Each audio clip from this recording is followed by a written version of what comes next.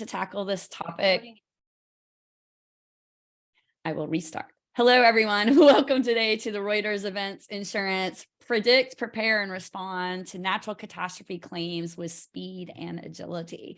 Very excited to be hosting this webinar on behalf of Reuters, and would love to give a warm welcome to my esteemed panelists. Every single one of you has been not only just a hallmark in your career of serving society, serving people, serving your companies, and most importantly, trying to figure out ways to continually foster and improve how you respond and react to what is, Mother Nature's way of, I'll say, forcing us all to be humble. So very excited to be here with you all today. Every time I have been understanding and interacting with you all, I'm so excited to have this conversation. So let me introduce the three panelists that we have joining us today. First of all, we have Phil Vivang from Swiss Re, VP of Claims. Thank you for being here today, Phil. Then we have Matt Wilson with USAA, Executive Director of Claims, and Steve Colorando with Plymouth Rock, who's a Director of Claims. So here I am in the hot seat with all these phenomenal claims executives. And I might emphasize that it is March. So thankfully we can have a discussion about NatCat claims. And we will talk about, is there ever an end to the, what I'll call the hot seat of serving our customers when it comes to natural catastrophe claims. So thank you all for joining us. What I would like to do is cover the very robust topics we have today, which is a lot. So we have 55 minutes remaining, or 56 minutes-ish remaining. The first area, and I'm going to tee it over to all three of you, just so the audience knows, I'm going to give you all three separate time to cover these areas. So I'm going to tee up the topics, and then we'll kick it over to all of you all. And as a reminder for the audience, we will be taking question and answers from you all. If you could, not in the chat function, but in the Q&A section, be typing any of your questions. I will be able to see them and support, making sure I facilitate those to our esteemed panelists. So with that, let's go through the three cornerstones of carrier focus for natural catastrophes. The first one will be decisiveness in disaster response. So how do you leverage data? The second one I really love, proactive communication and protecting customers. The next category will be technology, tools, and applications. So anything from aerial, AI, IoT, imagery, and in particular, interested to see what you all are doing before, during, and after events in that area. Triaging, field resourcing, mobilization plans, and how are we fast, efficient, and smart? So with that, I would love to turn it over to, let's see, I will pick Phil first. Would love to know what you are spearheading at Swiss Re in regards to these three areas. And that's a mouthful to cover in 3 to 5 minutes. So maybe if you want to pick one to drill down on, and I'm sure Matt and Steve will help round us out as we go through this discussion today. Okay, thanks, Lisa. Yeah, wow, it is a mouthful because there's a lot of things that we're doing. And I think just the world of technology that we're in today, I've been in insurance for 35 years now in claims, and I feel as if we're really kind of at a turning point now where we've talked about big data. That might have been 20 years ago, but now I think technology is starting to meet and where we can actually really use that data. So at Swiss Re, we've been really focused on helping our clients with different types of tools that we have in our solution space. But what we really want to do is we want to improve their business outcomes. And what I mean by that is we want to make sure that they're in the natural cat claims, whether it's a hurricane or tornado, how do we get them to be able to resolve the claims quickly, expeditiously, at the same time making the customers happy? So what we've done, we've invested significantly into trying to answer these questions. And I think we've done a pretty good job at it. We've actually built a tool called, we refer to it as the RDA. Of course, we always need to have acronyms, right? But it stands for the Rapid Damage Assessment Tool. And this is a tool that is basically it's putting together different solutions as far as different partners, different data providers. So the different data providers could be anything from weather related to roof and building dimensions, varied sources of imagery, whether it's like from drones or planes or balloons. And then we mirror that with a platform of technology that involves artificial intelligence. So let me just dive a little bit deeper into that though. But we have these, when it's the platform itself, it's really helped to develop, help insurers really stay ahead of the claims. And from there, they can actually predict where the storm is coming in at, because we have a NatCat system. It's proprietary to Swiss Re. We've had this for quite a few years, many years, so that we know where the storm's coming in at. Then they can actually not only predict, but then start to prepare for it, because you know where it's going to hit landfall, and then you can help your clients in a way using all this technology. So immediately after the storm, we start talking to our partners who can fly over the area. Usually within like 2 to 3 days, they'll fly a plane over and do imagery. So we could actually see the rooftops of these homes. And then artificial intelligence sits on top of that and allows us to determine the damage on the roofs, which ones need more help than others. Just a couple shingles off, not a big deal. They could probably, a company could triage the claim quickly and have maybe one of their adjuster ones take care of it. But if it's something more, you're seeing rafters, then they can send a different adjuster. So I'll hold it at that, but that's kind of what we're doing at Swiss Re. No, and you know what my mind was gonna immediately ask you, Phil. So curious on 2 levels. One is how, and I'll use Ian as an example, because of course I think Ian, my personal story here quickly. My dad and brother own their own business, and my parents have always owned their own business, and it's right in Fort Myers, and it's at the airport. So you can imagine, not only were their homes, their homes are waterfront, and their business, so their private owned business is sitting right there at the airport, which, I'm calling my dad like, how insured are you? What's going on? He's like, really? You're asking me this as the storm's coming? But right. How did I'm curious to know, like, how did the weather before help Swiss Re's customers, which would be insurance carriers, alert and start notifying? Clearly the range was, off, and, weather predictions were off, but that, as they say, when you predict the weather, you can be off. But how did you see a difference between, maybe Ida and Ian over those, that time period, and your ability to help your clients be more proactive? Yeah. And the storms, that's the thing. They're not predictable. So, I mean, they are to a certain extent, but Hurricane Ian, how I think that was a little bit different. It was kind of a unique storm in the sense that originally they thought it was going to be way up the west coast of Florida. They thought it was going to hit landfall up near Tampa. I want to say that was probably maybe 4 days out. But as we now know, Ian had a different plan and made a right turn and went in for, unfortunately, the Fort Myers area and Sanibel Island. And but our model, was able to tell that 48 hours in advance. I think some of the other hurricanes to compare, some of the other ones you've mentioned, I think some of those were a little bit more streamlined, where you know exactly where they were going to hit. Yeah. But that's the whole thing. That's where these models come in. I think that we have this ability today to actually assist us in preparing better. Which I love that, and I'm going to connect, if you will, because I assume most of our listeners would understand, first of all, why reinsurers care so much about this, but I would love to get your lens on that, Phil, as opposed to Lisa, my lens on that. And then as soon as we do that, what I want to do is then connect it to the carrier side. So I want to then jump over to Matt, and then we'll get to Steve, because clearly the reinsurers, why do you care so much about enabling the carriers with these tools, predictions, and preemptive measures? I'd love to hear your lens on that, Phil. Okay. We're, you know what, the easiest way to say it is we're smarter together. If we could all work together and help our clients prepare, it just amounts to what we do. This is why we're here. This is why we're in Flames. We want to help our clients in the best way. Obviously, makes them more profitable. And if they're more profitable, we all win together here. Yeah. And I'll do the little layman version of that as well.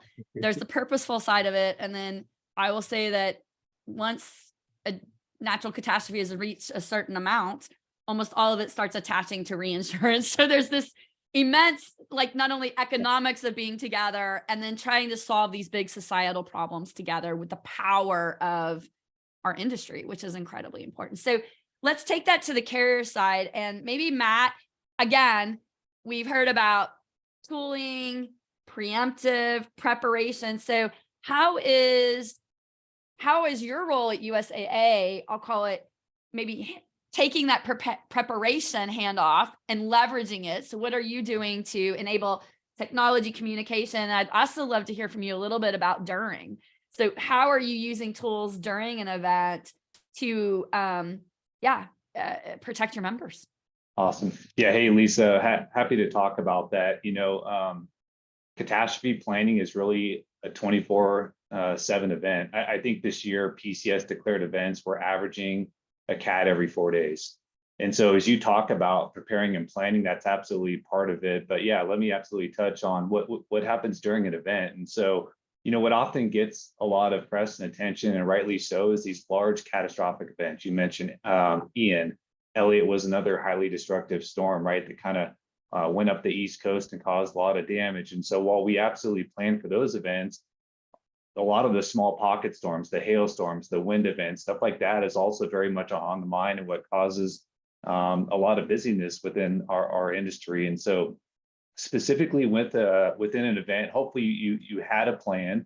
Hopefully you're executing to that plan and really following through and making sure that you're assessing performance. And that's really what I wanted to talk about. So, for us, having dashboards and tools and performance assessment framework to really assess how we're doing. How does this compare to a similar event that we handled 6 months ago or last year, or the year before, and assessing, hey, 2 weeks into the storm, where should we be at with inspected, with claims paid, with claims closed, stuff like that, to really help us assess. And then from there, we could take that information and say, hey, we should be here, we're not, and we're going to adjust resources, or we're ahead of the curve and we can divert resources to other stuff. And so that's really something that we have a dedicated team here at USAA, our CAT command team, that I have the opportunity to lead. And really that team is hyper focused on assessing daily performance and connecting with business partners, whether it's in auto claims or property claims, whatever the event might bring. And that really helps us to respond and be as effective as possible in the moment. Yeah. So are you doing, and I'm curious because I was actually studying this when I was working at some, I'll call it insurance adjacent NatCat support solutions with InsurTechs.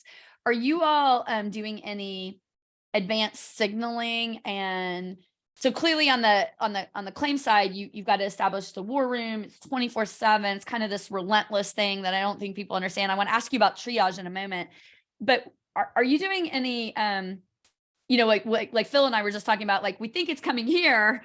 It's, our model may show it coming here,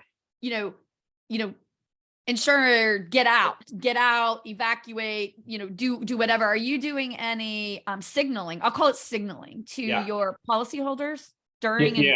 Let me talk about that. But before, I'll just say this too. So it's hard to predict weather. I think we all know that and see that and where it's going to go and what the shift's going to be. Obviously, with a hurricane, you see it, a week or so ahead of time, and you can plan. For us, what I really want to ground in is informing members or policyholders with the tools 6 months or a year ahead of time. When June 1 rolls around, a hurricane season, getting them information, stuff so that they're planning ahead of time. But specifically to your question on in the moment, really, we have a set of tools and set of capabilities where we're actively monitoring weather and do have the capability to send out text messages before events. I'll tell you, it is tricky to get the right message to the right audience at the right time. They are hearing from news sources. They are often getting most of their information from social media. And so there's this barrage of information coming to them. And a perfect example is on Ian. A couple of days before the storm, it was supposed to hit north in the Tampa area. It didn't even impact Tampa. And so we were talking about sending out a targeted communication to our members in Tampa, and ended up holding because the path of the storm changed and we weren't confident in it. And luckily that was good. And so there's a balance in Your members, your policyholders want to hear from you. They want to know that you're there to support them, but they don't need to be barraged with information. And actually, if you over communicate, you'll lose your effectiveness in them listening to you when they do need to take appropriate action. So that's something that we walk a fine line on. We have a dedicated internal team. And so typically, depending on the event, if it's severe and it's imminent and it's close, we will leverage text messaging. We found to be a very effective tool. And then past that, our social media and targeted advertising through, like, we'll purchase some ads on radio or news or whatever might be effective in that market. Yeah, no, that's very true. And I love the fact, because I kind of teed this up. So I'm so glad I wasn't, totally crazy that, it's March. And so we have the opportunity to speak with you all. I love the fact that you mentioned you have to start now. So I think you mentioned like in June, I think I just heard you say June, Matt, and, you will start, because no one, no matter what type of emergency situation. I mean, when my dad called me and I'm like, this is what I do for a living, right? When my dad called me, he's like, what do I do? I'm like, I was calling my friends in geospatial and trying to figure out some things, but none of us in a moment are as calm, collected, and astute as we are when we're not in that moment. So I love the fact that you mentioned that USAA is taking a very preemptive and proactive awareness, education, and communication well in advance. And clearly, I think we all know certain things to do. And Phil brought this up too. My basement flooded from a extreme weather event. It was a flash flood in Atlanta, right? And my husband was like, what do we do? And I'm like, we get everything off the ground. Start doing these basic things, which you have to be reminded of. So with that, I'd love to kind of take it over to what you're doing. And both before, during, and after the event, how are you, taking technology and advancements into account to kind of move the needle in what you can do for your policyholders? Yeah, absolutely. And my joke has always been to make it easier especially for new adjusters, is Mother Nature does not care about your vacation, or when you plan on moving, or when your big party was planned. Mother Nature does not care. And well, the way we prepare and the way, when coming from a national carrier moving into more regional carrier with Plymouth, is what we did was we thought of worst case scenario and went backwards, right? So we started we built our systems and built our programs and built everything we're doing for that 100-year CAT, right? And then we worked backwards, because we realized if you're prepared for that worst case scenario, if you have the specific process in place for what you're going to do if this thing happens, and then Mother Nature decides to go west and it doesn't happen, which we hope most of the time, or east or far out east, but we went 100-year CAT and went backwards. And because of that, we were able to look at our claim intake, our segmentation, what we immediately can do from an action standpoint, and our triage process, and do a lot of things that Matt's doing at USAA, but also worked in our tools where we stress test constantly, right? So throughout the year, it's you're planning and you're having these conversations before it's even on the radar. And we create AI tools, self-service tools for our customers to maybe not get them 100% through the process, but get them to that 50% mark, that 80% mark, far enough down the process where once an adjuster is on site or can contact them by phone, it's potentially a one-call conversation, or it's a seamless process for them. So we stress test throughout the year. We simulate that 100-year CAT and prepare for, to Matt's point, the weekly PCS storms. We prepare as if it's that big one that's coming. And when you do that, you may have a boy who cried wolf effect in some ways, but in other ways, you're always ready for anything. And when you work backwards like that, when the smaller storms come, or the non-100-year CAT storms hit, your systems are working so efficiently and so smoothly that everything works great, and you can build off of that. So we go in with that mindset to any storm. All of our CAT claims, we're looking from that lens, and then we audible throughout, right? And we use all our tech to get ahead of it. But then I think we also learn that technology can close gaps, but widen them if they're not used effectively. So when we're implementing new tools, we make sure our personnel are the adjuster, which we haven't talked about the adjuster much so far, that the adjuster knows how to use those tools and the appropriate claim to use those tools. And having this suite of tools is really useless if you don't know how to use them, right? So we really spend a lot of time educating our claims handlers to make sure they know the appropriate tool for the appropriate claim. So let's talk about that. See, perfect segue into resourcing, mobilization plans, triage, right? Because even if we're planning for the 100-year CAT, I assume none of us are resourced day in, day out for the 100-year CAT. It's a well-known fact that premiums would be very, very, very high if it's not because any of us wouldn't want to be resourced for that all the time, but it's that also cost and duty that we have to make insurance affordable so that people actually are properly covered in the event of need. So how do you then, you plan for this 100-year CAT, but you're clearly probably not resourced for that all the time. How do you then enable, support, and uplift your adjusters in that moment with, I guess, mobilization, triage strategy, things like that? And I would love to kind of take that from you, Steve, and then come back around the clock to hear it from Matt and Phil of how you all are enabling that, because I think that's a really important point with this. Right, and I think you planning the preparation piece is for every effective claims unit I've worked in for a catastrophe response. It's always specific process for every storm, right? And you have the right stakeholders in the process at specific points throughout. And if you're doing that right and you're using your tools effectively, you will have the right parties in the conversation when they should be. And when this is pre-planned and it's delivered, reminders are sent in March and in April when you're doing those things and you're constantly reminding folks of what our process is and they're joining at the right times, you might not always be prepared for every scenario, but you're very well prepared for most. And if you're getting the right parties involved and it's scheduled and everybody knows what to expect, that's how you prepare everybody for that situation. So are you using tooling to augment your field resources, or are you, because I'm just thinking prior to all the technology advances we had, in some of the companies I worked for, which I won't name names, we were like, okay, because it was all field work back then. I'm older, I'll go back to those days where we were really taking everyone we possibly could. And we're like, okay, now you have to and we were smart about it, right? We wouldn't put those people facing a customer, but whatever, we had triaged resources. And I used to call that the leverage resource model.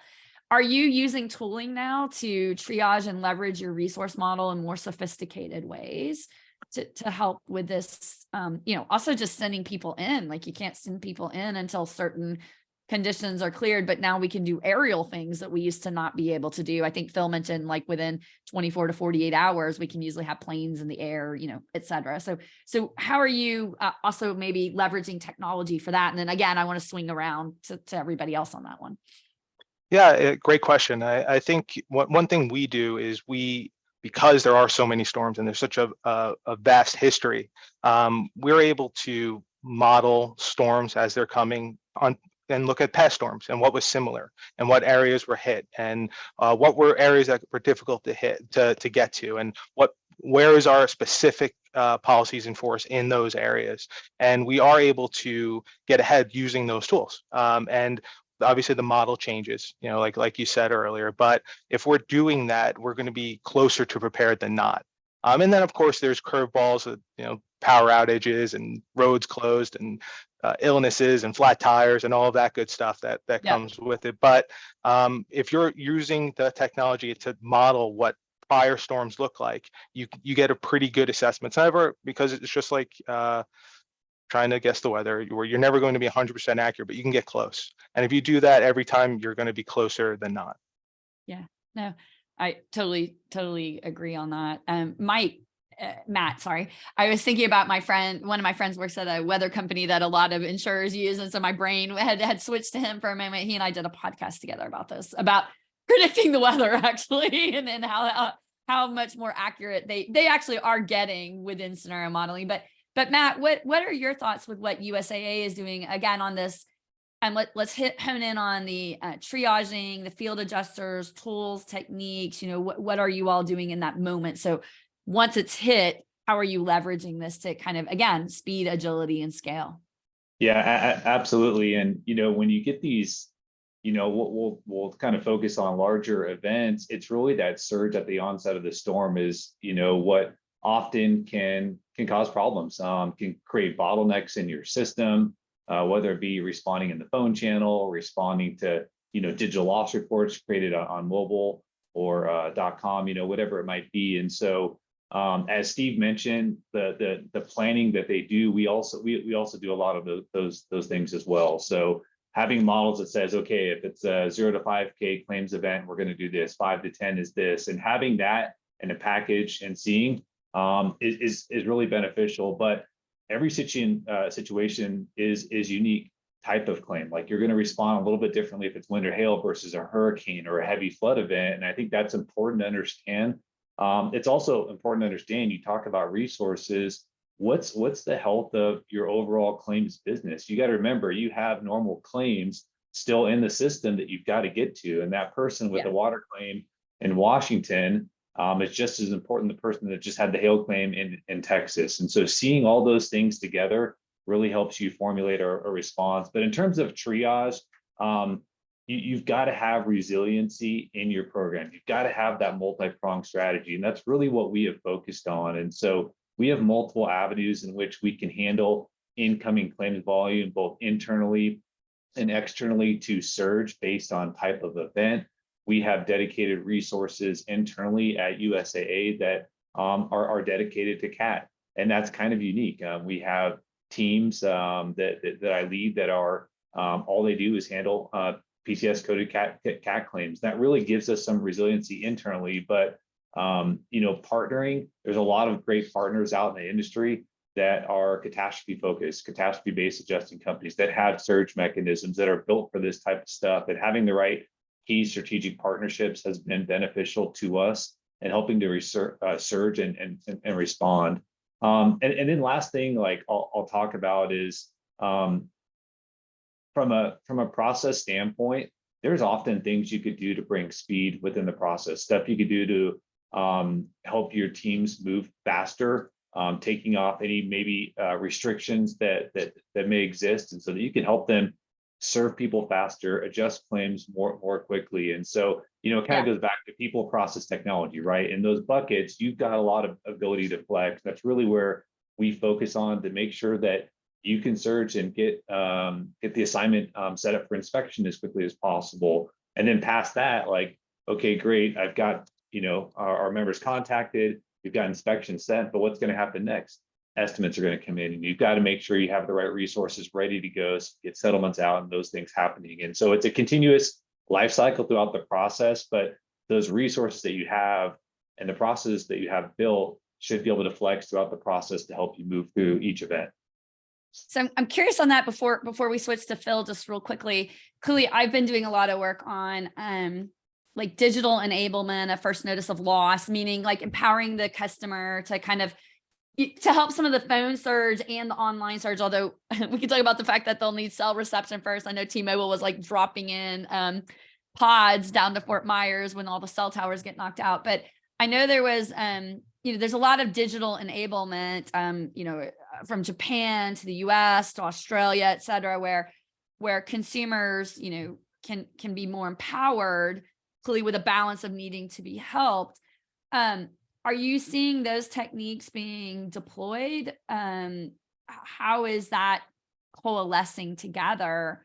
And I'll take it one step further, Matt. Like I call it the combo events, but the combination of events that may start as, and I think it was Ida, if I'm correct. So Ida, and you all would know much better than me, but Ida, of course, was a natural catastrophe in Louisiana, and how it took, basically everything underwater, but then it swung up the East Coast and still connected to Ida. But what became was basically like, flash flooding and basement, sewage water and basement flooding up in, the Northeast, which a lot of people were missing because, it was here. So how would, because I'm just trying to like follow the, we've got these response teams, NatCat teams, surge teams, and then you're having basically multiple events with the emphasis of frequency and severity of the weather, creating these kind of combo events that are happening in tandem. And clearly you're all sophisticated at planning for that. But how would that correlate into what you were just talking about? Yeah, well, let me start with the digital capabilities stuff, because I think that's key. We've invested a lot over the years, and really our mobile and digital platforms to report claims, to check status, and to self-serve. That, like, you have to have that now. It's table stakes to help you really assess and move people through the system faster. And it's what they want. It's what they want for certain aspects of the claim, though. And so if it's a simple, power outage, food spoilage, absolutely they want to self-serve. If their roof is torn off the house, they're going to want to talk to a human. And you've got to understand that, and what the characteristics of your policyholders are and how you can best serve them. And so we have a strategy and a system in place to really help us respond and automate what needs to be automated, but respond with that human touch that's needed. And so self-serving, automated, straight through processing, those are things that we have value on for certain claims characteristics. And then, it's the physical adjusting for the other stuff. In terms of, that event after the event, that is a common occurrence. I mean, even look after Ian, another storm came through about a month later and caused some additional damage. We had different damages affecting the same areas. And so for us, it's really about, at that point, it's within your process and your groups that are handling the claim. We haven't talked a whole lot about training and upskilling and just having the right level of expertise on your teams. That's something we put a lot of emphasis on. These are complicated claims. Adjudicating claims is complicated. It requires a higher level of skill set. And so that's something that, if the storm is happening, it's too late. You've got to invest in your workforce ahead of time. You've got to make sure that they have the tools and capabilities to be able to really go in and assess that. And so our structure internally, we've got a system in place to make sure that that adjuster that goes out in that first claim, if there's a subsequent claim, that they're adjusting the second one, and so they're familiar with the situation and can best serve the member. And so those are just a few of the things that we deploy to really make sure that we're responding appropriately. No, that's super. I think what's really reflective, and Phil, I'd love for you to take it now, is that it's such a complex, not only logistics puzzle piece, but the experience associated thereof, right? It's not a simple one size fits all. So Phil, would love to know how you all, from a Swiss Re perspective, are also supporting, basically being some of the muscle behind the carriers when they need that muscle, and how you all are helping specifically with these things like technology, triaging, and upskilling, enabling that model of supporting your customers directly. Right. Well, probably all starts with the onboarding of clients to the platform, because when we onboard, we get all the data that they want to supply us with, which could be insured name, address, a lot about the building itself, the home, what it's made out of. And once we have that information, it's uploaded. Typically, we ask for them to upload it like once a month to us. That way, we always keep it up to date. And this way, we can always have pictures of aerial satellite views of the home. We update that like quarterly as well. But having that data up front, I think, is paramount for the planning stages when an event starts to come. Because with this data, as a storm is nearing in, and I'm talking more about hurricane, because tornadoes are really very difficult to predict. You would know your areas, but for hurricanes, on the platform, it's actually a map so that they could home in on, okay, the storm's coming this way. It looks like this particular zip code is going to get hit. But now we could add up all the total insured value of the homes, and we could start to predict what's going to happen. Ultimately, after the storm, then the AI is going to show us exactly what happened to the homes. And it actually can predict, or not predict, but tell you what the amounts were. So the AI will separate the homes impacted in different categories, like minor damage or major, or maybe total loss. And if it's a total loss, obviously the total insured value Now that gets added up. So now you know what the total amount there is. But because a lot of our clients, when they want the muscle behind it, it's always about them trying to report up through senior management. Like, what does this storm mean to us? What do we have to post our reserves at? What do we do with our IBNR? This tool helps them do that. Which that's something we haven't really talked about, Phil, which is on one hand, there's of course the customer facing aspect of this, right? And on the other side, there is the street management of this, which we all know for the longest time. This is such a great segue, Phil. We all know for the longest time we were all using models, and I won't name any modeling companies, but we were all using models. And at the time these models were originally developed, we didn't have all this, I'll almost call it real-time observable data that we now have.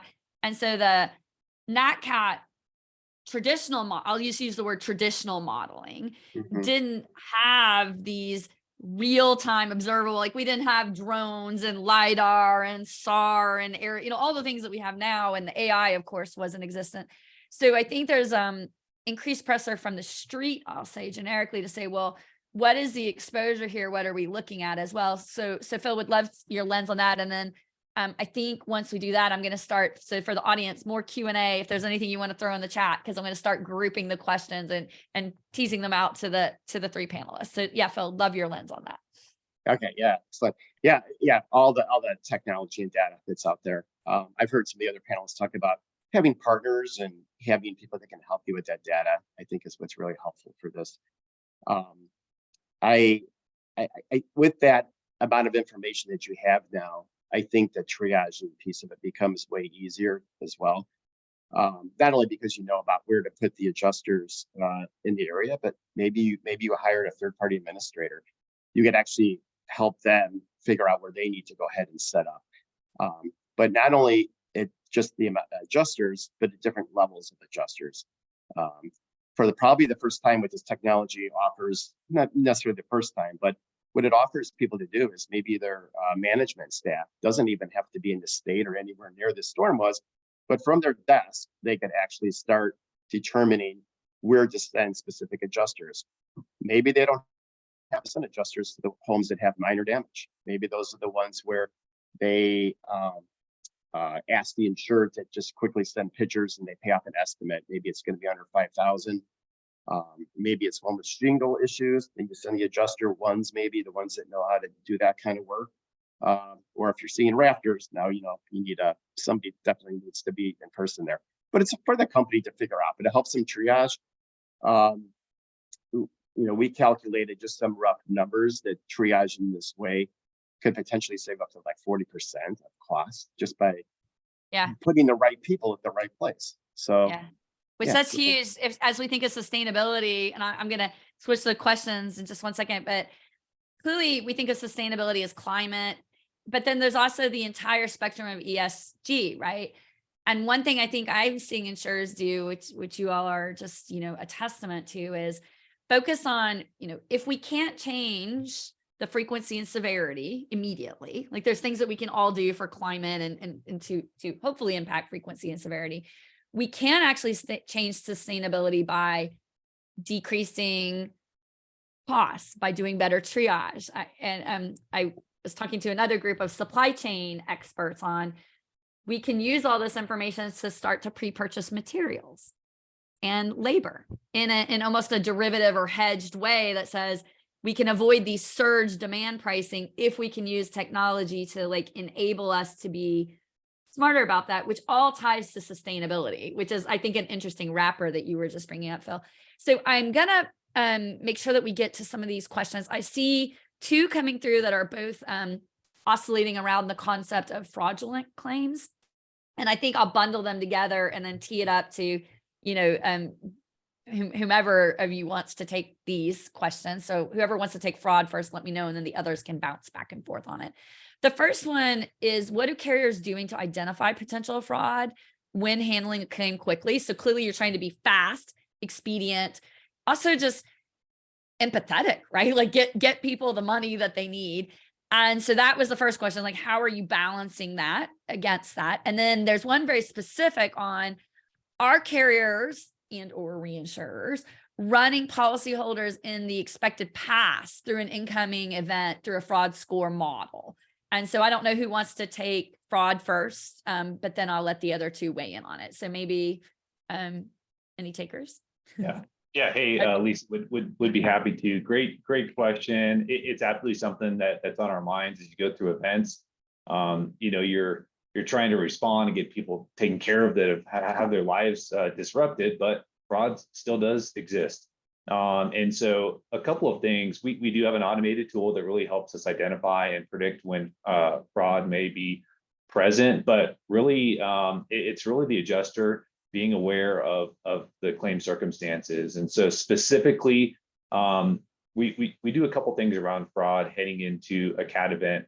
One is that's part of our pre-messaging package. Most of the fraud and stuff that we end up seeing is really around contractors taking advantage of members or taking advantage of claim settlements. So that's something that we just try to tell our members, hey, make sure that they're local, they're established, that you're not agreeing to stuff, ahead of time, that you've got the right things in place to really protect you. And so that's thing one.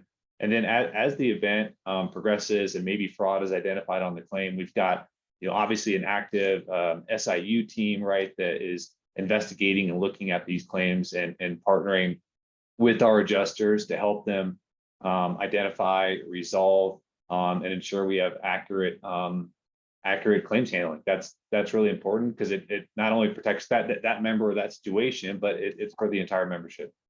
Yeah, for sure. Anybody else want to weigh in on the fraud? There's a couple more great questions coming in, but we have time for you, Steve and Phil, to give a response on the fraud one. Yeah, sure. I'll jump in there real quick. So, yeah, I totally concur with Matt that the contractor issue. And we were talking about speed and agility. I think a lot of it has to also do. I mean, the tools that are out there are fantastic, but I think the quicker we can get to our insureds, the quicker, so we could actually have a chat with them on what's going on, is really helpful to making sure that they know they're going to be taken care of. We all know that the longer a claim remains open, they tend to be a little more expensive. Gives the client or insured a little bit more time to think about this. And if months go by and they haven't seen a contractor yet, or whatever the issue is, we could certainly see a claim pad, which can be unfortunate. One of the portions on that we've seen with some of the customers that we've loaded our platform with is just the ability to see pictures before. Interesting to note that if someone's claiming, not even just for a regular NatCat type claim, but if they're claiming water damage in their home, before the adjuster goes, they can get on a platform such as the RDA and see the roof. And if you could see that perhaps shingles have been off the roof, or maybe they tried to patch it with something, or they've got some blue tarping in one area, then you arrive at the home and you find out that that's all gone now. There's some tools out there to be able to visually be able to see a home before you get out there. I think can be pretty helpful as well to help control fraud. Yeah, for sure. And I'll add just the piece where a lot of this conversation, most of the conversation around catastrophe response is always around that front part of the claim, right? The triage, the handling, getting the initial payment out the door, where I've in my group, and we've definitely really focused on the entire life cycle, and that the supplement process and the recoverable depreciation process, and making that part easier as well, right? And when you're focusing on the full soup to nuts, the entire claim, you don't change the way you handle the claim. You're consistent, right? So even from a fraud perspective or any aspect of the claim handling, we're always trying to be as quick as possible. We're always trying to get out there as quickly as possible when there needs to be an inspection. If you're always doing those things, you don't change your process, from a SIU perspective or fraud perspective, just because it's a catastrophe claim. And I think that's really the message, is you want to be consistent. Right. And I think consistency is key. I also think it's interesting, and I was doing some work on AI and some of these visual tools, hackers can kind of get in and make it look almost like it was. Anyway, there's a lot of work going on right now with kind of less rooftops, but definitely in the auto space. So it will be interesting to see as we need more and more, I'll call it visual cues and data points, we also then have to be layering in that preventative, like making sure it wasn't altered or adjusted, and not by an individual in that scenario, but like, did a hacker come in and start to change the visuals or whatever. So I know those are things that for people like on this call, those are things that we all work on when we work on these new technologies. It's not just the technology or the application thereof. We're also working, we're insurers, right? We're working on what could get in between what we're trying to use and what we need to use. And so there's a whole group of people that work on that as well. And I just wanted to layer that into that discussion, because I know that I spend a lot of time almost in between those layers of the new insurtech and the insurance, reinsurance carriers. And then kind of there's these people that are creating solutions to enable the reliability, scalability, and usability of that, so that our visual eyes don't lie to us. But taking another question on resourcing, there's a couple coming in on surge capacity resources. How do you balance maybe the economics of using maybe a more expensive external resource or an internal resource? And then there's another, I'm just going to kind of group all the resourcing questions together and let the three of you, again, tackle them all in your way. So there's one on that. And then there's another one on, I really like this one. This one's, how is the Great Resignation or retirement affecting, I'll call it the necessary experience and skills? How are we as an industry responding to that? And then there's another one down here on public adjusters. Inflated estimates, Florida, how to deal with it. So I'll kind of bundle all that under resourcing, and that way it'll allow you the latitude of having time to answer, and happy for you all to take it in whatever order you want. Maybe I'll flip it to Matt, just because I think Phil was just last. So maybe Matt, if you want to start with that one. Yeah, you bet. So I'll touch on the resources. I think it's a great question. I'll tell you, it's an ever-changing equation. You are constantly looking at the mix shift of claims, the impact to your just kind of normal, claims adjusting, non-CAT claims adjusting, and then each event. And so we have a pre-planned strategy that targets, we want to get this type of claim to this segment of our workforce. We look at things such as complexity, size, and location of the event to help determine that. But typically our preference, if we've got the capacity internal, that we're going to try to handle that. We feel confident in our workforce that they're the right people to handle that. But when surges exist, or it's event after event, that's really where third-party partnerships and additional resources, leveraging technology, can really come into play to help you surge and respond with greater speed. And so it's a constant, I would say, tug and pull between what's the right group. We haven't talked about burnout in CAT, but when you're averaging the name CAT every 4 days. Y'all did say it's 24/7. So I was thinking, wow, it's kind of like being a nurse or something. I'm like, wow, I would not volunteer to sign up for your teams personally. 100%. I mean, I go back to, I've been with USAA 19 years and started as a frontline property adjuster. And like, what pulled me into this industry was getting deployed and working on Hurricane Katrina and working those long hours.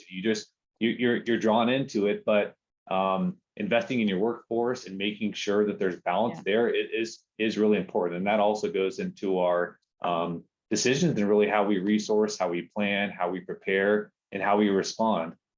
Look at last year as an example. For the most part across the industry, last year was a slower year up until Ian and Elliott hit. There wasn't as much wind and hail activity.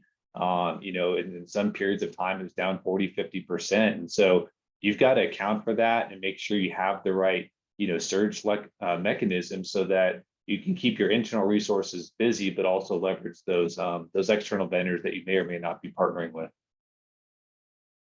And I don't know, I'll kind of switch up the order a little bit. Phil, I don't know if you want to go next on that one. Sure. Yeah. Create some variety. Excellent. Yes. So pricing and the expenses that get involved, and a lot of what I've talked about today is having the right partners, getting the right data. The clients we're helping, and we're talking about a NatCat, and we have, thousands, if not tens of thousands of claims coming at a time. it's really about scale.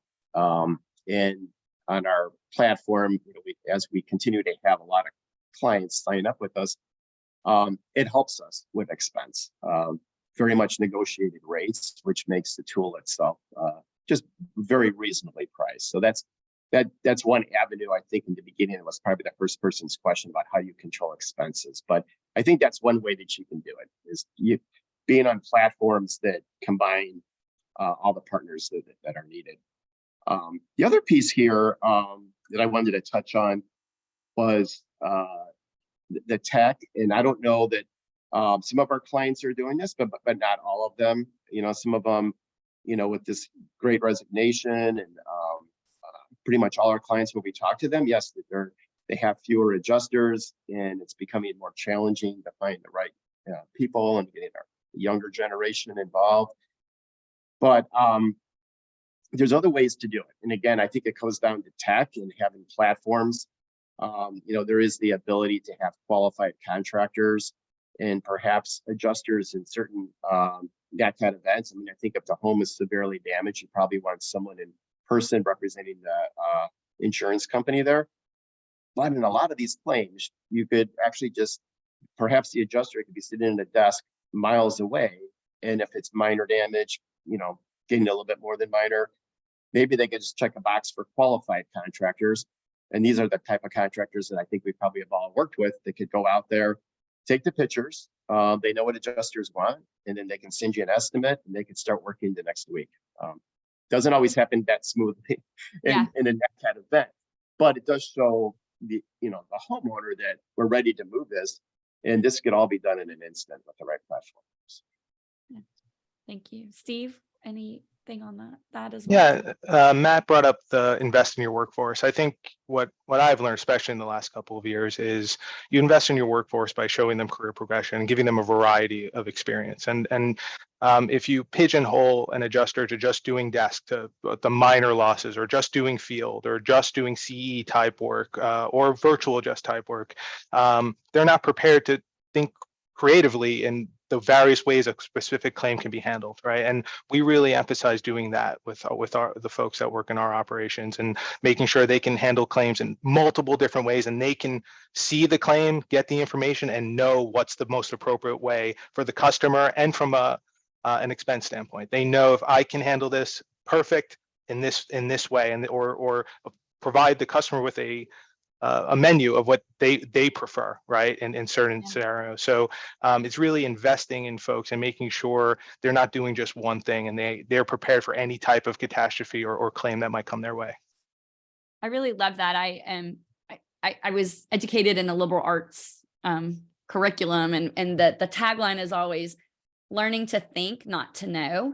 And what I always emphasize in this digital world, you know, because clearly it's here, right? I always emphasize that we can engage our staff in ways that we may not have been able to fully engage them prior to digital, because they had to do a lot of rote work that wasn't as augmentable.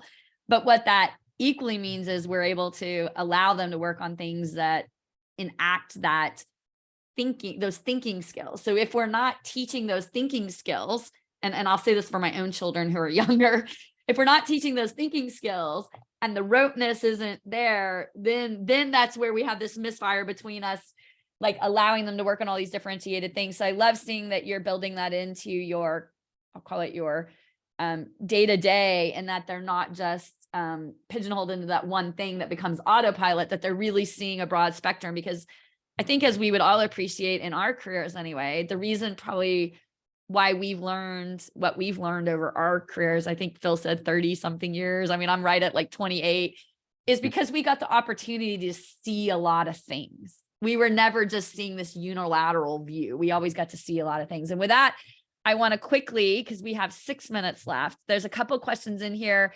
Phil, maybe just 1 minute so I can knock out 2 more of these on the data, because you mentioned data, you know, material amount of data, seeing a lot of data. There was one just quickly on how carriers leverage the data, you know, to provide to their policyholders. And then there's another one down here on what did you mean by material data and applying it to the policy. And then I'll connect this to the question on do you all connect it to underwriting processes? And if you could maybe take that one, and I gave you a mouthful for 2 minutes, Phil, and then I want to get everyone's kind of top takeaway on what they see as the future for claims for natural catastrophes. So with that, over to you, Phil.